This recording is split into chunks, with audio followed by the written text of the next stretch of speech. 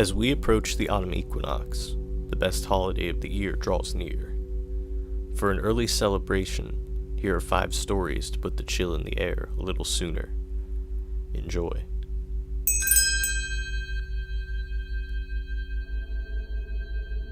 The room is exactly 5 by 7 meters in size.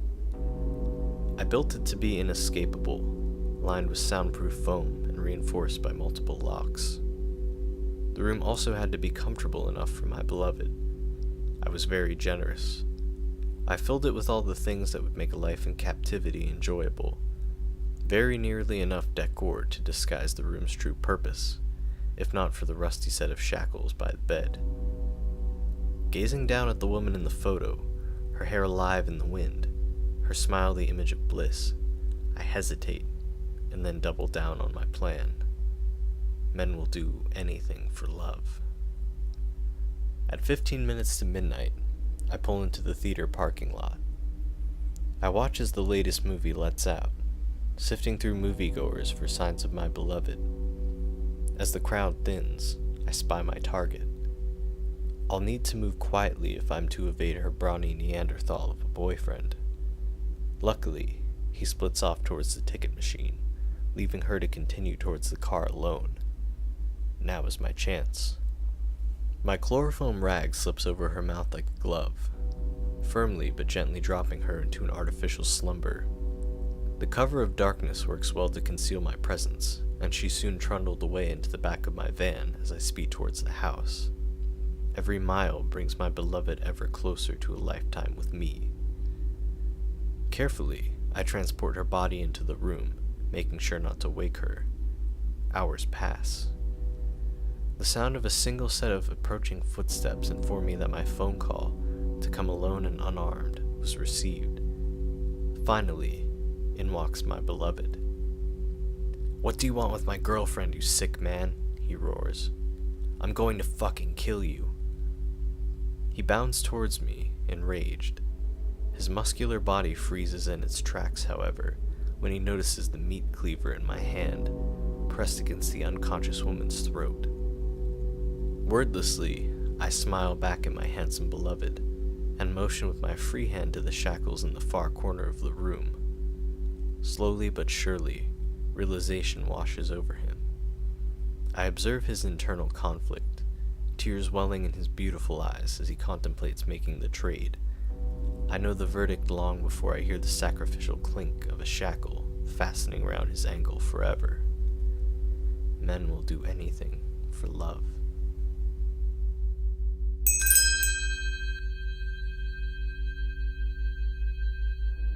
Rick Carmichael oozed sleaze.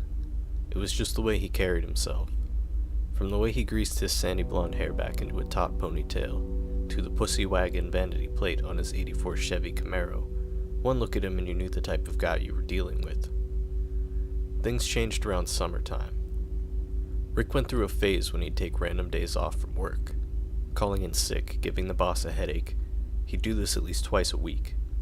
It didn't matter to him that he'd run out of sick leave. His uselessness knew no bounds.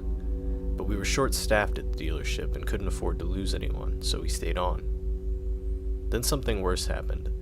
Rick started showing up to work. Every single day. Those random days he used to request off weren't lies. He was clearly unwell, though nobody could rule out drug use. You could see it in the way his complexion changed. Skin deathly pale, dark circled eyes all zoned out, and it made those of us around him extremely uncomfortable. When I asked him why he even bothered showing up some days, he just shrugged and said, "Alimony." I started feeling bad for the guy.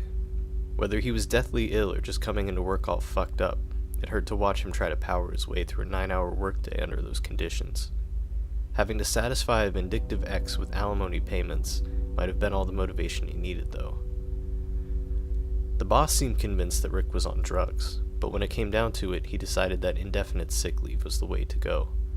I'm sure he would have fired Rick's ass if the prospect of another lawsuit didn't already have him shitting his pants. Rick didn't even respond when the boss informed him of the decision. He just weakly rose from his desk chair and staggered his way out of the building.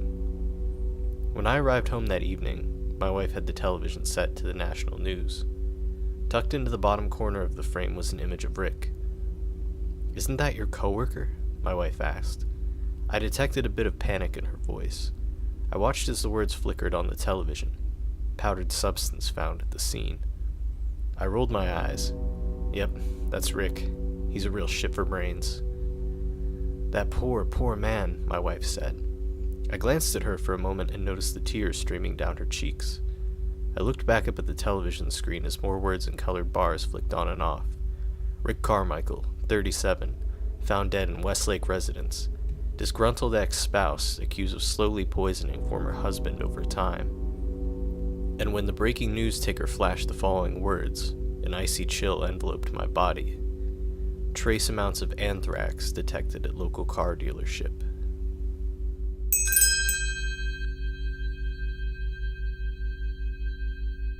They say the greatest inspiration comes from within. I would love for that to be true in my case, because I really love to write, but unfortunately, I just don't have it in me. They also say you can get inspired by true artists, and that is a more useful idea in my opinion. I've spent a lot of time lurking here, following the best writers and learning from them. Some are true geniuses, and my inspiration blossomed. But it wasn't enough. None of my stories were brilliant. So I reached out to these writers, hoping for advice. Like typical talented people, they answered, "The greatest inspiration comes from within." Good for them, but I really just don't have it in me. They do, however. And it's surprisingly easy to find out where these people live. I feel like it's working already. My stories have been more popular lately. It's wonderful knowing I've found a method that works for me. The only thing I regret is that I have to take it forcefully. It's always a bit bittersweet seeing the comments when another talented writer just disappears from the internet.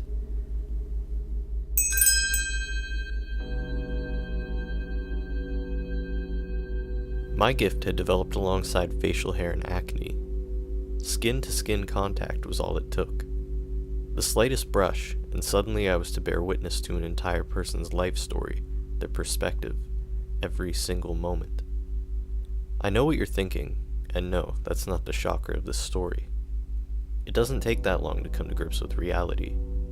Within the first week, I had learned that my school teacher was consuming more child porn than food, that my mom had a week-long affair when I was 3, that my best friends were planning trips behind my back. Those were just the fluffy details of those around me. Whenever I hold a hand, whenever I bump a stranger, I see not only who they are, I see why they are. Sure, he beat his last girlfriend till she looked raspberry flavored, but his mom abused him as a child. Okay, she's routinely stealing money from her grandfather, but she grew up in poverty. How do you stop yourself? Do you stop yourself? At what point should the well run dry? The monsters who walk the streets, the ones you separate yourself from in the moments your eyes reflect off of their wicked ways, those people who you pray for deliverance from, they're you. They're us. How can you fear the demon you've seen in its innocence? The worst part of knowing the stories of others is not that you see these gory secrets, it's that you see the history in between the lines. Then where do you lie the blame? Where do you paint your sympathy? Who do you doom?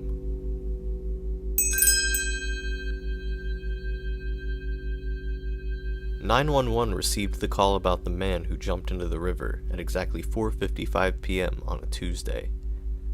The description probably fit every single Indian man in the city. Brown-skinned, dark hair, tall with an athletic build. Fearing the worst, the cops scoured the river frantically.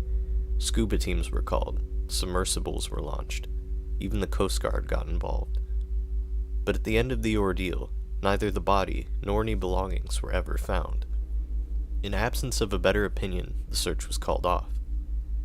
Next week, on a Tuesday at exactly 4:55 p.m., another call came in. Someone had jumped into the river. Brown-skinned, dark hair, tall with an athletic build. Again the cops searched. Again they came out with nothing.